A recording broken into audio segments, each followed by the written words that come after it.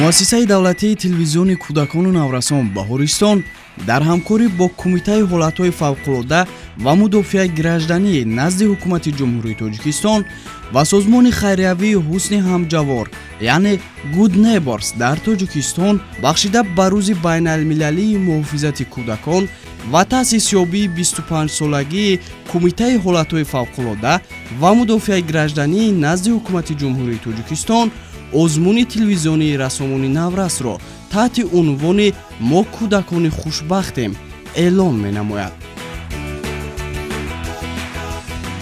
дар озмун кӯдакону наврасони аз синни 5 то 15 сола метавонанд иштирок намоянд.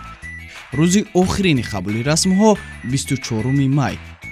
шумо метавонед расмҳои тасвирнамудаи худро ба суроғаи мо шаҳри Душанбе, кӯчаи Шерҳо 31, телевизиони Баҳористон ва ё ба почтаи электронии мо ирсол намоед.